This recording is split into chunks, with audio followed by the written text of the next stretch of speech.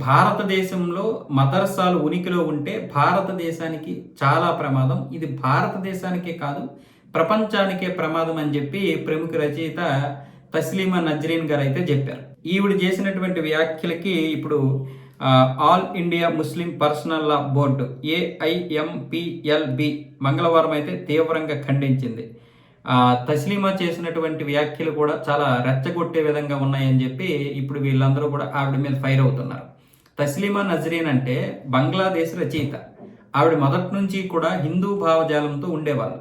అంటే హిందువులే లేకపోతే భారతదేశం అయినా సరే లేదా బంగ్లాదేశ్ అయినా సరే ఇది చాలా తీవ్రమైనటువంటి పరిస్థితుల్లోకి వెళ్ళిపోయేది. హిందువుల యొక్క భావజాలం ఏదైతే ఉందో అది ప్రపంచానికి చాలా ముఖ్యము. వాళ్ళు సెక్యులర్గా బ్రతికినంత వరకే ఈ దేశాలన్నీ బాగుంటాయి. అసలు ఇక్కడ గనక 50% ముస్లిమ్స్ జనాభా అయిపోతే ఇక హిందువులు కూడా ఇక్కడ స్వేచ్ఛగా బ్రతకలేరు.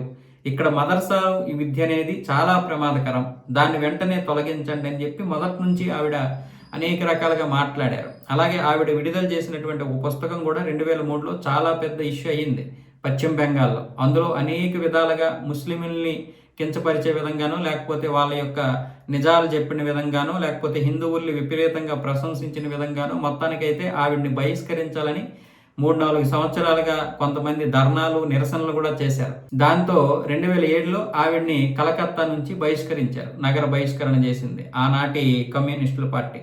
తర్వాత 2011లో ఎప్పుడైతే మమతా బేగం వచ్చిందో ఆవిడ ఒక మహిళ అయి ఉంటుంది కదా, ఆవిడైనా ఆ నిషేధాన్ని ఎత్తివేస్తుంది అనుకుంటే ఆవిడ మరిన్ని కఠినమైనటువంటి ఆంక్షలు విధించి నేనున్నంత వరకు ఆవిడ గడ్డ మీద అడుగు పెట్టకూడదు అన్న విధంగా ఆంక్షలు విధిస్తే చివరికి అలాగే జరిగింది. 2026 వరకు కూడా ఆవిడ ఇక్కడ అడుగు పెట్టలేకపోయారు. మొన్న కలకత్తాలో బీజేపీ ప్రభుత్వం వచ్చిన తర్వాత 3 రోజుల క్రితం కలకత్తాలో తస్లీమా నజ్రీన్ గారు అయితే అడుగు పెట్టారు. ఆవిడకి మన సంస్కృతి సాంప్రదాయాలు అంటే చాలా ఇష్టం. ఆవిడ పుస్తకాల్లో అన్ని నిజాలు రాసి వారేస్తుంటారు. అవి చదువుతున్నటువంటి కుహనా మేధావులకి, మిగతా వర్గాల వారికి విపరీతమైనటువంటి కడుపు నొప్పి.